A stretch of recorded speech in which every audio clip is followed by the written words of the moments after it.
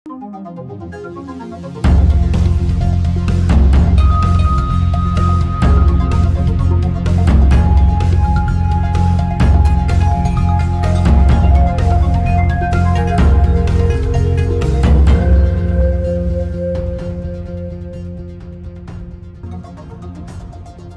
News 24 television prime time न्यूजमा स्वागत छ।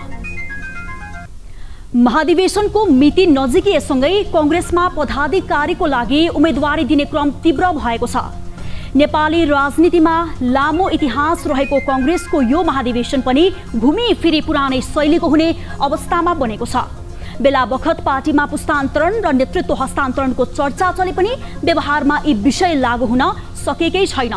हरेक महाधिवेशनमा नेतृत्वका लागि पुरानै पुस्ताले हानथाप गर्दा नेपाली कांग्रेस आधुनिकलाई आत्मसात गर्न नसकेको प्रष्टै देखिन्छ। अझ यसमा रोचक के छ भने सो पार्टीका युवा पुस्ता समेत पार्टीमा पुस्तान्तरणको नारा लगाउने अनि पुरानो नेताले केही पद दिएपछि थन्किएर बस्ने विगतको परिपाटी यो पटक परिवर्तन हुने सम्भावना बिस्तारै पातलिएको छ। अझ पार्टीभित्रको लोकतान्त्रिक अभ्यासको नाममा पार्टी सभापतिमा थुप्रै उम्मेदवार बन्ने अनि महाधिवेशनपछि तिनै उम्मेदवारले गुटको राजनीतिलाई मलजल गर्ने प्रवृत्तिले यो पार्टीलाई खोक्रो बनाइरहेको तथ्य मनन गर्न ढिलो भएको बारे कहिले ध्यान दिने हुन्, यो प्रश्न अहिले पेचिलो बनेको छ। यता उपत्यका सहित मुलुकभर चिसो बढिरहेको छ। हरेक वर्ष चिसोका कारण धेरैले ज्यान गुमाउने गरेका छन्। तर जब चिसो चरम बिन्दुमा पुग्छ अनि मात्रै यो समस्या बाहिर आउँछ अनि सरकार हतार कम्बल बाँडेर दायित्व पूरा गरेको नाटक मञ्चन गर्छ। यदि निमुखा जनता चिसोबाट जोगिउन्, यसबाट कसैको ज्यान नजाओस् भन्ने सरकारको चाहना हो भने जे राहत वितरण गर्नु छ कसैले अकालमा ज्यान गुमाउनु भन्दा अगाडि नै गर्नुपर्छ। लगन पछिको पोते के काम भन्ने नेपाली उखान झैं ज्यान गुमाएपछि बाँडिने कम्बलको के काम, यो प्रश्न जवाफको प्रतीक्षामा छ। यस्तै गरिबको नाममा पैसा उठाएर डलर खेती गर्नेहरूले पनि जाडोमा काँपिरहेको शरीर देखाएर पैसा कुम्ल्याउनु भन्दा बेलैमा जे जति सहयोग गर्न सकिन्छ त्यो गरिदिए गजब हुने थियो। हुन त यो समस्या कम्बल बाँडेर समाधान हुने त होइन, यसका लागि दीर्घकालीन योजना नै चाहिन्छ। कम्तीमा कम्बलको अभावमा ज्यान गुमाउनेलाई उचित बासको व्यवस्था गर्ने र बेला बखत सरकारको सहयोग चाहिने अवस्थाबाट मुक्त गर्ने गरी स्वावलम्बी बनाउने तर्फ ध्यान दिन आवश्यक छ। अब प्राइम टाइम न्यूजका हेडलाइन्स। प्रधानमन्त्री शेरबहादुर देउवा र अमेरिकी सहायक विदेश मन्त्री डोनाल्ड लू बीच भेटवार्ता, दुई देशबीचको सम्बन्ध लगायतका विषयमा छलफल, भेट महत्त्वपूर्ण रहेको भनाई।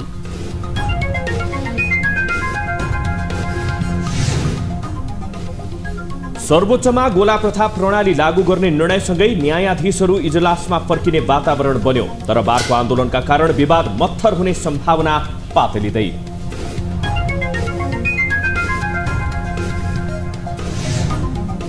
अबदेखि 7 प्रदेशमा रेबिज विरुद्धको खोप लगाउन सकिने, रेबिजको प्रकोप बढेकाले खोप अभियानले मृत्युदर नियन्त्रण गर्ने स्वास्थ्य मन्त्रालयको विश्वास। एक्सपेन्डिचर बढिरहेको छ भने समयमै इम्युनोग्लोबिन लगाउन नपाउनाले वा इम्युनोग्लोबिन। बिहिबार शेयर बजार सूचक नेप्सेमा ह्रास, नेप्से सूचक 32 अङ्कले घट्दा कारोबार रकम 6 अर्ब 39 करोड पुग्यो। मानुषी लघुवित्तको शेयर मूल्यमा सकारात्मक सर्किट।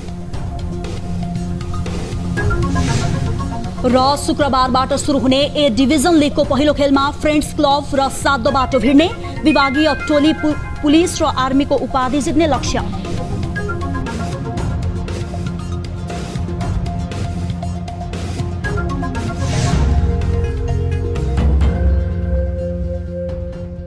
हामी निरन्तर न्यूजमा छौं। अमेरिकी सहायक विदेश मन्त्री डोनाल्ड लूले प्रधानमन्त्री शेरबहादुर देउवा बीच भेटवार्ता भएको छ। बिहिबार साँझ प्रधानमन्त्री निवास बालुवाटारमा दुईजना बीच भेटवार्ता भएको हो। भेटको क्रममा उहाँहरू बीच दुई देशबीचको पारस्परिक सम्बन्ध, कोभिडले पारेको असर र भ्याक्सिनका सहयोग लगायतका विषयमा कुराकानी भएको परराष्ट्र मन्त्रालयले जनाएको छ। भेटघाट सौहार्दपूर्ण भएको मन्त्रालयले जनाएको छ। यस्तै प्रधानमन्त्री देउवाले हालै सम्पन्न COP26 मा घोषणा गरेको कार्यक्रमको कार्यान्वयनमा सहयोग गर्न आग्रह गर्नुभएको थियो। त्यसपछि लूले अमेरिकाले आर्थिक र प्राविधिक रूपमा सहयोग गर्ने वचन दिएको मन्त्रालयले जनाएको छ।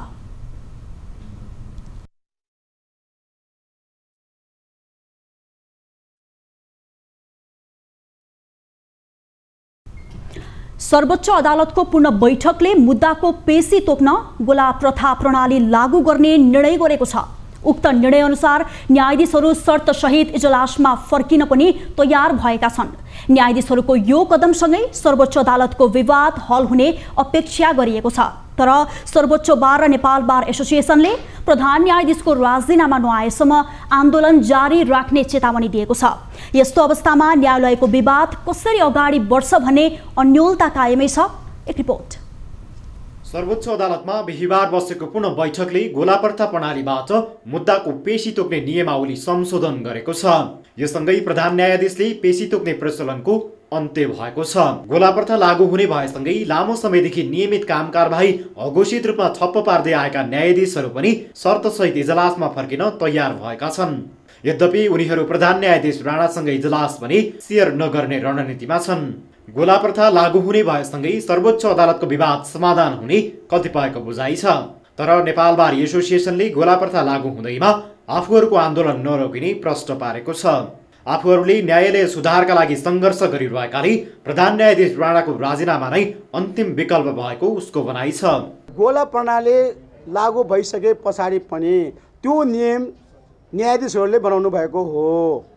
तपाईँहरूले सुन्नुभएकै छ, बार आन्दोलनमा छ। बारले विसङ्गति विकृति भ्रष्टाचार रोक्नको लागि अभियान लागेको छ। हामीले भनेका छौँ हाम्रो यो आन्दोलन कहीँ कतैबाट असर पर्न सक्ने छैन। तपाईँहरूको बिचको सम्झौता अथवा केही निर्णयहरू गर्दछन् भने हाम्रो आन्दोलन हामीले जे उद्देश्य मान उद्देश्य जो लिएका छौँ त्यसमा अलिकति पनि तलमाथि पर्ने स्थिति आयो भने तपाईँहरूको कुरा हामी मान्दैनौँ। यस्तै सर्वोच्च बार एसोसिएसनले पनि प्रधान न्यायाधीश राणाको राजीनामाको विकल्प नभएको दोहोर्याएको छ। जति सक्दो छिटो प्रधान न्यायाधीश राणाले राजीनामा दिएर न्यायालयको गरिमा बचाउनु पर्नेमा उसको जोड छ। हाम्रो आन्दोलन भनेको प्रधान न्यायाधीशको बहिर्गमन हो। उहाँको बहिर्गमन पछि हाम्रो सम्पूर्ण हरिकृष्ण कार्कीको प्रतिवेदनबाट आएको सुझावहरू र त्यसमा नपरेका अरू थप सुझावहरू पनि यदि बारबाट आउँछ भने त्यसको कार्यान्वयन गर्नलाई चाहिँ हामी कटिबद्ध छौँ। र यो हामी तपाईँहरूलाई के भन्न चाहन्छौँ भनेदेखि चाहिँ यो बहिर्गमन चाहिँ जति चाँडो भयो त्यति न्यायपालिकाको सुधारको कार्यक्रम चाहिँ त्यति चाँडो अगाडि बढ्छ। प्रधान न्यायाधीश राणा सर्वोच्च अदालतको शुद्धिकरणका लागि बाधक भएकाले उनको राजीनामाको विकल्प नभएको कानुन व्यवस्थायीहरूको तर्क छ। प्रधान न्यायाधीशको राजीनामा माग व्यक्तिको भन्दा पनि पदको भएको उनीहरूको बुझाइ छ।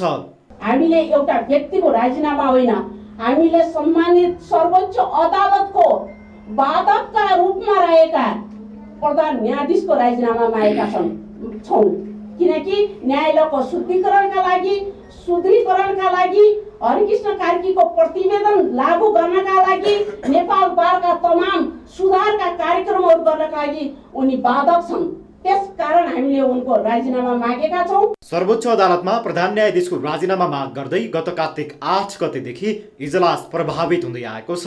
लामो समयपछि न्यायाधीशहरू इजलासमा फर्किन राजी भएसँगै न्यायालयको विवादको सहज अवतरण हुने झिनो आशा पलाएको छ। तर नेपाल बार र सर्वोच्च बार एसोसिएसनले प्रधान न्यायाधीश राणाको राजीनामालाई नै बटम लाइन बनाइरहँदा न्यायालयको विवाद तत्कालै समाधान भइहाल्ने अवस्था भने देखिँदैन।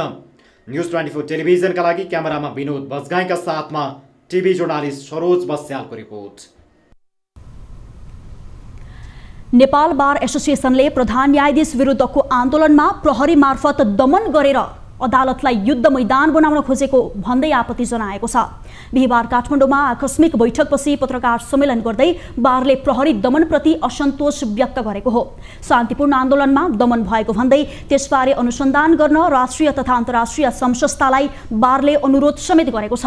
त्यस्तै बारले प्रधान न्यायाधीशले राजीनामा नदिएसम्म आन्दोलन नरोकिने स्पष्ट पारेको छ। एसोसिएसनका अध्यक्ष चण्डेश्वर श्रेष्ठले आफूहरूको शान्तिपूर्ण आन्दोलनमा हतियारधारी प्रहरी प्रवेश गराएर अदालतलाई युद्ध मैदान बनाउने कार्य कदापि स्वीकार्य हुन नसक्ने बताउनुभयो। उहाँले शुक्रबार 3 बजेसम्म पनि प्रधान न्यायाधीशको राजीनामा नआए थप सशक्त कदम चाल्ने चेतावनी दिनुभयो। यस्तै बारका उपाध्यक्ष ईश्वरी प्रसाद भट्टराईले घटनाले स्वतन्त्र न्यायपालिकामाथि नै प्रहार भएको जिकिर गर्नुभयो। बारमा भएको घटनाको छानबिन गर्न राष्ट्रिय र अन्तर्राष्ट्रिय मानवाधिकार आयोगलाई आह्वान गरेको उहाँले बताउनुभयो। माग गर्दै भइरहेको शान्तिपूर्ण पूर्वनिर्धारित कार्यक्रममा यस अघि नै दंगा प्रहरी प्रवेश गराइएकोमा आज पहिलो पटक दंगा प्रहरीका साथ एसएलआर जस्तो युद्धको बेलामा प्रयोग गरिने हतियारधारी प्रहरी प्रवेश गराएर न्यायको मन्दिरलाई युद्ध मैदान बनाउने कार्यको हामी घोर भर्त्सना र निन्दा गर्दछौं। त्यस्तै भट्टराईले अधिवक्तामाथि आक्रमण गर्ने उद्देश्यसहित बार परिसरभित्र केही व्यक्ति प्रवेश गरेको घटनाबारे पनि छानबिन हुनुपर्ने माग गर्नुभयो। नेकपा एमालेका नेता सुभाष चन्द्र निङवाङले न्यायालयभित्रको विवाद समाधानका लागि सरकारले पहल गर्नुपर्ने बताउनु भएको छ। एमाले संसदीय दलका उपनेता समेत रहनुभएका निङवाङले प्रेस चौतारी मोरङले विराटनगरमा आयोजना गरेको पत्रकार सम्मेलनमा सो कुरा बताउनु भएको हो। संसद नचलेको, सरकारले काम गर्न नसकेको र न्यायालयभित्र विवाद देखिएकाले अवस्थाले जनतामा अन्यल उत्पन्न हुनु स्वाभाविक भएकाले राजनीतिक दलहरूले बुद्धि पुर्याएर अदालतको समस्या समाधान गर्नुपर्ने उहाँले जिकिर गर्नुभयो। फरक प्रसङ्गमा उपनेता निङवाङले राम्रो संविधान बनाए पनि कार्यान्वयन गर्ने पक्षहरू समक्ष नभएकाले मुलुकमा अन्योलपूर्ण अवस्था उत्पन्न भएको बताउनुभयो। उहाँले संविधानले वृद्धि, विवेक र क्षमता नदिने भएकाले संविधान कार्यान्वयन गर्ने निकायहरू नै संवेदनशील हुनुपर्ने बताउनुभयो। जनताका मुद्दाहरू हेरिरहेको छैन। अहिले सर्वोच्च अदालत ठप्प छ भन्नुहोस् त, संसद ठप्प, सरकार ठप्प, जुडिसियरी ठप्प। यस्तो स्थिति चाहिँ ल्याउनु है भनेर संविधानले भनेको हो। त्यसकारणले हामीले देखाउन सकेनौँ के छ। एमसीसी बारे सोधिएको प्रश्नमा उपनेता निङवाङले सरकारका तर्फबाट एमसीसी पास गर्ने निर्णय भएपछि प्रतिपक्षी दलको हैसियतले एमालेले आफ्नो भूमिका निर्वाह गर्न सक्ने स्पष्ट पार्नुभयो। नेपाली कांग्रेसका नेता महेश आचार्यले पार्टीको उपसभापतिमा उम्मेदवारी घोषणा गर्नुभएको छ। मङ्सिर 24 देखि 26 सम्म हुने 14औं महाधिवेशनमा आचार्यले उपसभापतिमा उम्मेदवारी दिने घोषणा गर्नुभएको हो। उपसभापतिको नेतृत्वमा हुने केन्द्रीय नीति अनुसन्धान तथा परीक्षण प्रतिष्ठान मार्फत पार्टीमा वैचारिक बहस चलाउन उम्मेदवारी दिएको बताउनु भएको छ। आचार्य कांग्रेसभित्र वैचारिक र निष्ठावान नेताका रूपमा चिनिनुहुन्छ। गिरिजाप्रसाद कोइराला नेतृत्वको पहिलो सरकारमा अर्थ राज्यमन्त्री बनेका आचार्य 2056 सालमा कृष्णप्रसाद भट्टराईको सरकारमा अर्थमन्त्री थिए। सुशील कोइराला नेतृत्वको सरकारमा आचार्य वन मन्त्री बन्नुभएको थियो। मोरङबाट पटक पटक संसदीय निर्वाचन जित्दै आउनुभएका उहाँ 2074 सालको प्रतिनिधि सभा निर्वाचनमा भने वाम गठबन्धनका उम्मेद्वारसँग पराजित हुनुभएको थियो।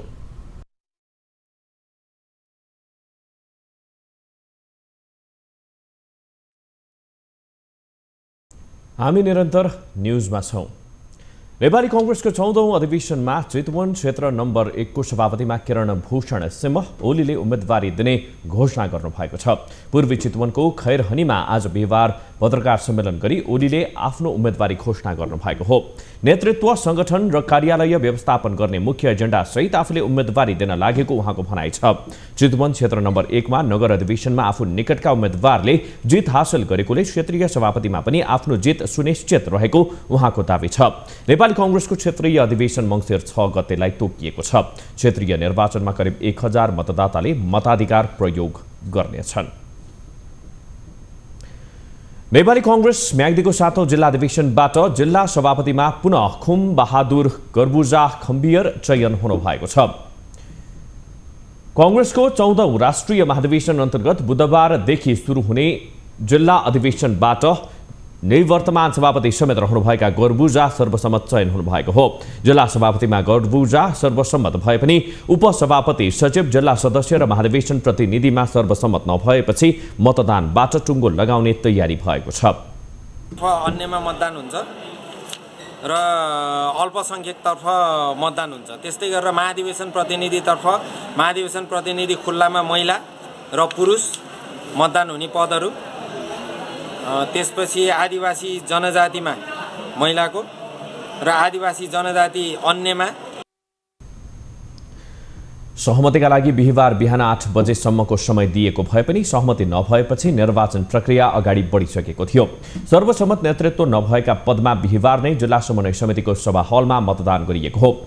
2 जना उपसभापतिमा क्याप्टेन डम्बहादुर गर्बुजा, पुनः हरिकुमार श्रेष्ठ, माधव प्रसाद रेग्मी, क्याप्टेन मिनबहादुर कार्की, कर्णबहादुर भण्डारी केबी र कमल छतियाल बीच प्रतिस्पर्धा हुनेछ। राष्ट्रिय प्रजातन्त्र पार्टी राप्रपाले केन्द्रीय महाधिवेशनको मिति पुनः सारेको छ। यसअघि मङ्सिर 11 गतेदेखि 13 गतेसम्म महाधिवेशनको दिन तोकेको राप्रपाले पुनः मिति सारेको हो। पार्टीले मङ्सिर 15, 16 र 17 गते काठमाडौँमा महाधिवेशन गर्ने निर्णय गरेको बताइएको छ। त्यसैगरी पार्टी महाधिवेशनका लागि प्रतिनिधिहरूको निर्वाचन पनि सरेको छ। मङ्सिर 3 देखि 5 गतेसम्म हुने भनिएको प्रतिनिधिहरूको निर्वाचन मङ्सिर 6 देखि 8 गतेसम्म हुने भएको छ। मङ्सिर 8 गतेसम्म महाधिवेशन प्रतिनिधि छनौट गरी 9 गते नामावली सार्वजनिक गर्ने तयारी राप्रपाले गरेको छ। नेपालमा पछिल्लो 24 घण्टामा थप 279 जनामा कोरोना संक्रमण पुष्टि भएको छ। स्वास्थ्य मन्त्रालयका अनुसार पछिल्लो 24 घण्टामा देशभर गरिएको 8,863 पीसीआर परीक्षणका क्रममा 272 जना र 3,288 एन्टिजेन परीक्षणका क्रममा 27 जनामा कोरोना संक्रमण पुष्टि भएको मन्त्रालयले जनाएको छ। नेपालमा हालसम्म कोरोना संक्रमितको संख्या 9,13,557 पुगेको छ। त्यस्तै कोरोनाका कारण थप 6 जनाको मृत्यु भएको छ। हालसम्म नेपालमा 11,489 जनाको कोरोनाका कारण मृत्यु भएको छ। त्यस्तै थप 260 संक्रमित कोरोना मुक्त हुँदा हालसम्म नेपालमा 7,49,176 जना निको भएका छन्। हाल नेपालमा 7,642 सक्रिय संक्रमित आइसोलेसन र 98 जना क्वारेन्टिनमा रहेको मन्त्रालयले जनाएको छ। अमेरिकी सहायक विदेश मन्त्री डोनाल्ड लूले फाइजर बायोएनटेक खोप अभियान 2078 को निरीक्षण गर्नु भएको छ। बिहीबार काठमाडौँको शिक्षण अस्पताल पुगेर नेपाल भ्रमणमा रहनुभएका दक्षिण एसियाली मामिला हेर्ने लूले 12 वर्ष माथिका दीर्घ रोगीहरूलाई उपलब्ध गराइएको फाइजर खोप अभियानको निरीक्षण गर्नु भएको हो। सो क्रममा स्वास्थ्य मन्त्री विरोध खतिवड़ाले नेपालमा भइरहेको खोप अभियानको बारेमा जानकारी गराउनु भएको थियो। कोभ्याक्स सुविधा मार्फत सहयोग स्वरूप प्राप्त भएको फाइजर बायोएनटेक खोप 1,630 मात्रा प्राप्त गरेको थियो। निरीक्षणका क्रममा अमेरिकी सहायक विदेश मन्त्री डोनाल्ड लूले नेपालमा भएको खोप अभियानको प्रशंसा गर्नुभयो। कोरोनाबाट विश्वलाई नै सुरक्षित गर्न खोपको विकल्प नभएको उहाँले बताउनुभयो। बाल बालिकाका लागि पनि खोप लगाउन नेपाललाई सहयोग गर्ने उहाँको भनाइ छ। That we have cooperated with your ministry, sir, and your doctors and your nurses to bring vaccine to this country with all these beautiful young people. I was telling the minister, my own daughter is 16 years. She also has the Pfizer vaccine because we know it's safe for teenagers. We also know it's safe for children. We would love to bring children-sized doses to this country as well. त्यस्तै स्वास्थ्य मन्त्री खतिवड़ाले आगामी दिनमा पनि corona विरुद्धको लडाईँमा अमेरिकाको सहयोग निरन्तर हुने विश्वास व्यक्त गर्नुभयो। आगामी 1 महिना भित्रमा फाइजर खोपको थप 60 लाख डोज नेपाल आउने उहाँको भनाइ छ। टिनेजरहरूको लागि पनि उपयोग हुने, त्यसको लागि यसको सुरुवात चाहिँ नै हाम्रो अमेरिकी सहायक विदेश मन्त्री सँगै बसेर यो स्टार्ट गर्न पाएकोमा हामी धेरै खुसी छौँ र आउँदो दिनमा पनि कोभिड विरुद्धको लडाईँमा हामी अमेरिका र हामी नेपाल साथ रहेर अगाडि बढ्नेछौँ र हाम्रो एक मित्रता र यो सहयोग निरन्तरता हुने, समयमै हुने म आशा गर्छु। स्वास्थ्य मन्त्रालयका अनुसार मङ्सिर 27 गतेदेखि पुस 4 गतेसम्म दोस्रो डोज खोप दिइनेछ। नेपालले हालसम्म कोभिड विरुद्ध कोभिसिल्ड, एक्सजेनेका, भेरिसेल र जोन्सन खोप लगाउँदै आएको छ। त्यस्तै विदेश मन्त्री डोनाल्ड लूले शिक्षण अस्पतालको पनि निरीक्षण गर्नुभएको थियो। सरकारले र्याबिज विरुद्ध लगाइने र्याबिजको इम्युनोग्लोबिनको सेवा 7 प्रदेशबाट सुरु गर्ने भएको छ। स्वास्थ्य मन्त्रालयले बिहिबार काठमाडौँमा पत्रकार सम्मेलन गर्दै मङ्सिर 5 गतेबाट मुलुकका 7 प्रदेशबाट उक्त सेवा प्रदान गर्ने जनाएको हो। हाल टेकु स्थित शुक्रराज ट्रपिकल तथा सरुवा रोग अस्पतालबाट मात्रै रेबिसको इम्युनोग्लोबिन प्रदान गरिँदै आएको थियो। पत्रकार सम्मेलनमा स्वास्थ्य मन्त्री विरोध खतिवडाले मङ्सिरको 5 गतेबाट सबै प्रदेशमा रेबिस इम्युनोग्लोबिनको सेवा प्रवाह गर्ने व्यवस्था मिलाइएको जानकारी दिनुभयो। मन्त्रालयका अनुसार प्रदेश 1 को कोशी अस्पताल, प्रदेश 2 को जनकपुर अस्पताल र नारायणी अस्पताल वीरगञ्ज, बागमती प्रदेशमा मदन भण्डारी स्वास्थ्य विज्ञान प्रतिष्ठान हेटौडा, भरतपुर अस्पताल चितवनबाट उक्त सेवा प्रदान गरिनेछ। त्यस्तै गण्डकी प्रदेशमा पोखरा स्वास्थ्य विज्ञान प्रतिष्ठान, लुम्बिनी प्रदेशमा लुम्बिनी अस्पताल, कर्णालीमा सुर्खेत अस्पताल र सुदूरपश्चिम प्रदेशमा सेती प्रादेशिक अस्पतालबाट रेबिस इम्युनोग्लोबिनको सेवा प्रवाह हुने मन्त्री खतिवडाले जानकारी दिनुभयो।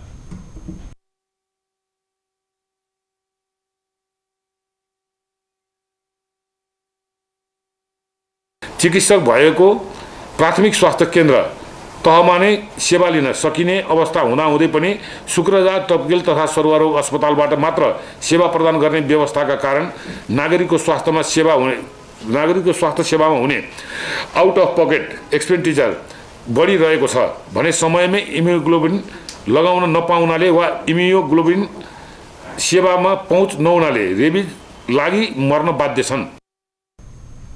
पत्रकार सम्मेलनमा एपिडियोमोलोजी तथा रोग नियन्त्रण महाशाखाका प्रमुख डाक्टर कृष्ण पौडेलले नेपालमा रेबिसका कारण 15 देखि 20 जनाको वार्षिक मृत्यु हुने गरेको जानकारी दिनुभयो।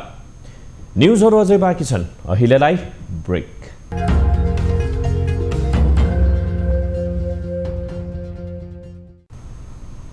हामी निरन्तर न्युजमा छौं। नेपाल आयल निगमले पछिल्लो केही महिनादेखि नियमित रूपमा इन्धनको मूल्य बढाइरहेको छ। अन्तर्राष्ट्रिय बजारमा देखाउँदै निरन्तर इन्धनको मूल्य बढाए पनि पछिल्लो पटकको मूल्य वृद्धि भने चौतर्फी आलोचना भयो। कोरोना महामारी सुरु भएदेखि नै निरन्तर रूपमा दैनिक उपभोग्य सामग्रीमा भएको मूल्य वृद्धिमा भने कसैको ध्यान पुग्न सकेको छैन। आम नेपालीको हरेक छाकको मूल्य निरन्तर उकालो लाग्दा समेत न त राजनीतिक दलले यसलाई आफ्नो मुद्दा बनाएका छन्, न त सरकारवालाले नै यो विषयमा बोल्न आवश्यक ठानेका छन्। एक रिपोर्ट। उनी हुन् असन बस्दै आएकी लक्ष्मी तामाङ। पछिल्लो समय उनी राति सुत्न नसक्ने अवस्थामा पुगेकी छिन्। दैनिक ज्याला मजदुरी गरेर पेट पाल्दै आएकी उनी आम्दानी घट्ने र खर्च बढ्ने समस्याका कारण समस्यामा छन्। कोठा भाडा तिर्न समेत समस्या परिरहेको उनी बताउँछिन्। दैनिक ज्याला मजदुरी बाहेक उनको अरू आय स्रोत केही छैन। यस्तै समस्या छ कुमार विसङ्खेको पनि। उनको कमाई उस्तै भए पनि महँगी बढेकोले बिहान बेलुकीको खानाको खर्च पुर्याउन समेत उनलाई कठिन छ। खर्च कसरी पुर्याउने भन्ने चिन्ता मात्रै होइन, उनलाई परिवार कसरी पाल्ने भन्ने चिन्ताले समेत हैरान बनाएको छ। अनि अब राति निन्द्रा लाग्दैन हैन, यस्तो महँगी जमाना छ, हाम्रो निन्द्रै लाग्दैन। अब अर्काको डरले बस्नु पर्यो, यस्तो डरले बस्नु पर्यो नि त पर्यो नि। हामीले नखाइने भाडा त बुझाउनु पर्यो नि, पर्यो। अनि अहिले यस्तो महँगो जमाना, अहिले निस्केर जाऊ भने कहाँ जानु, अर्काको घरमा बस्नु गाह्रो। अलिकति ढिला भयो भने भाडा किन नदिएको भनेर भनिहाल्छ साउले। बिहानदेखि बेलुकासम्म हिँड्दाखेरि त पिँढै छ नि। यो आफ्नो केही व्यापार छैन, अब खानु परिहाल्यो, हेर्नु बालबच्चा पाल्नु छ, यसो 2 पैसा हुन्छ भनेर आयो, कमाइ हुँदैन। खानेकुराहरू जम्मै भाउ जे पनि बढ्यो, धेरै बढिरहेको कि बढे छ। हाम्रो चाहिँ कहिले बढ्दैन, न जाहिर छ न के छ। अहिले गरेर खान्छ यही हामीले बिहानदेखि बेलुकासम्म हिँड्यो, अब कहिले 2-400 हुन्छ, 2-400 रुपियाँ कमाएर के गर्नु। आकाशिदो महँगीका कारण यति बेला दैनिक ज्याला मजदुरी गर्ने मात्रै होइन, मासिक तलबमा भर पर्नेहरू समेत समस्यामा छन्। दैनिक उपभोग्य तेल, चिनी, दाल, चामल, गेडागुडी, हरियो तरकारीको मूल्य आकाशीयका कारण सीमित आम्दानी भएकाहरू थप मारमा परेका छन्। गाह्रो त अब यसै भयो त्यसै। मैले गाउँका मान्छेले बस्न दिएन, खान दिएन, मैले कोठा भाडा दिने उही बेला 200 ले बसेकी मान्छे अहिले 8000 छ भाडा। 8000 छन्, सबै धनीले खान्छन्, गरिबलाई मारेका छन्।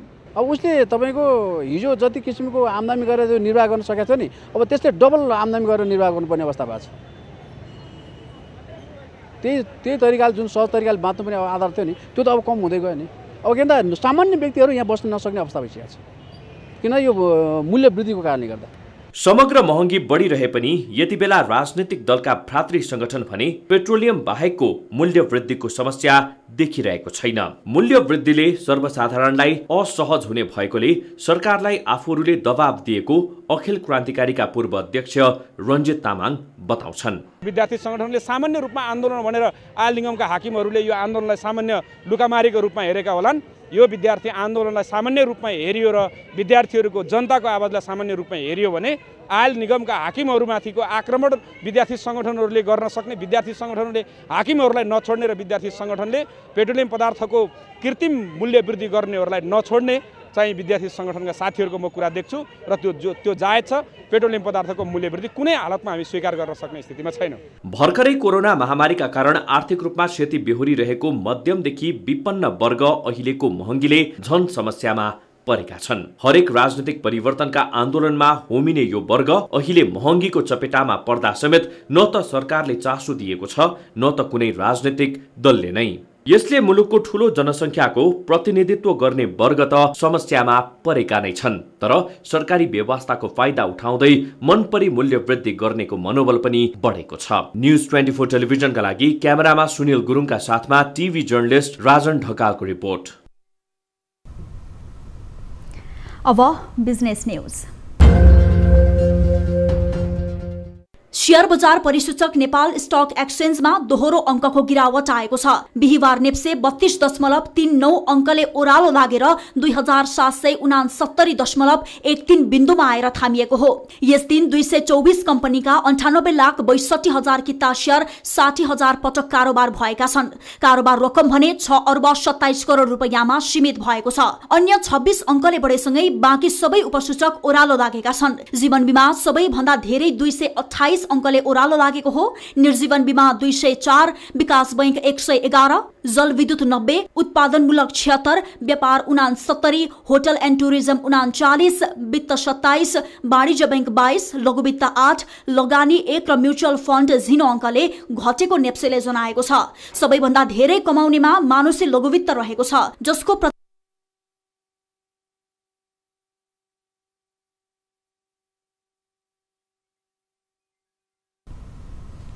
अब स्पोर्ट्स न्यूज।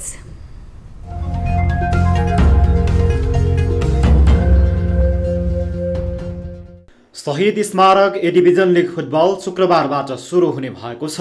लिगको सम्पूर्ण तयारी पूरा भएको इन्फाले जनाएको छ।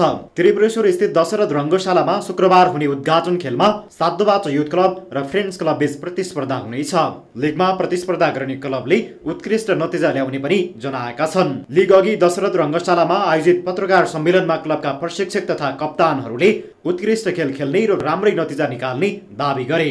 मनाङ मर्स्याङदीका कप्तान विमल राणाले अघिल्लो सिजनको तुलनामा यस सिजनमा सुधार गर्ने बताए। आर्मीका कप्तान भरत खवासले लक्ष्य भनेको लिगको च्याम्पियन बन्ने भएको बताए। त्यस्तै अधिकांश टिमका प्रशिक्षक र कप्तानले मुख्य लक्ष्य उपाधि जित्ने भएको समेत बताए। लिग अन्तर्गत शनिबारदेखि हरेक दिन 2 खेलहरू हुनेछन्। कुल 91 खेल हुने लिगमा ए डिभिजनका 14 क्लबले प्रतिस्पर्धा गर्नेछन्। यस पटकको लिगको पुछारका 2 टिम रेलिगेसनमा पर्दै बी डिभिजनमा झर्नेछन्। अघिल्लो सिजनको उपाधि मछिन्द्र क्लबले जितेको थियो। यस पटकको लिग विजेताले 75 लाख पाउनेछ। यस्तै उपविजेताले 50 लाख प्राप्त गर्दा तेस्रो हुनेले 25 लाख पाउनेछन्। हरेक खेलको विजेताले 50,000 पाउनेछन्। खेल बराबरीमा सकिए दुवै टोलीले 25-25 हजार पाउने एन्फाले जनाएको छ।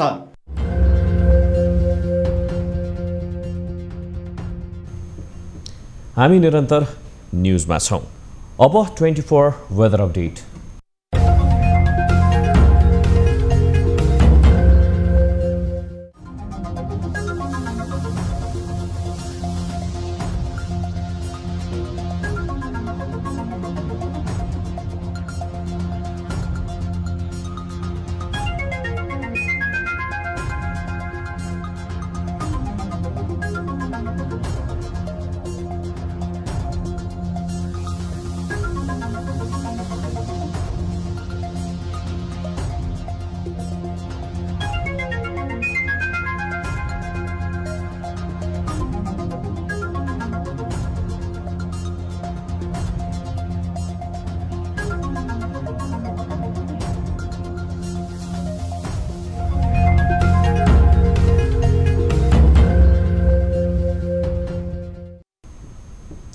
अब प्राइम टाइम न्यूज सकिनु अघि अहिलेसम्मका हेडलाइन्स पुनः एकपटक।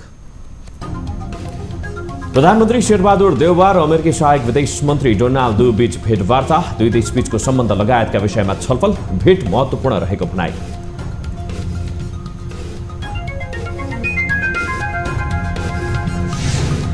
सर्वोच्चमा गोला प्रथा प्रणाली लागू गर्ने निर्णयसँगै न्यायाधीशहरू इजलासमा फर्कने वातावरण बन्यो, तर बारको आन्दोलनका कारण विवाद मत्थर हुने सम्भावना पातलिँदै।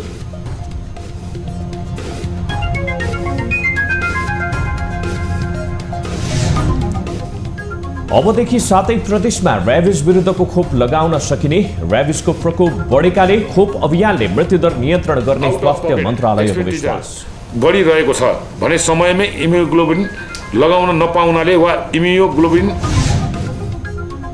बिहिबार शेयर बजारमा सूचक नेप्सेमा ह्रास, नेप्से परिसूचक 32 अङ्कले घट्दा कारोबार कम 6 अर्ब 39 करोड पुग्यो। मानुषी लघु वित्तको शेयर मूल्यमा सकारात्मक सर्किट। र शुक्रबारबाट सुरु हुने ए डिभिजन लिगको पहिलो खेलमा फ्रेन्च क्लब र 7 दोबाटो भिड्ने, विभागीय टोली पुलिस र आर्मीको उपाधि जित्ने लक्ष्य।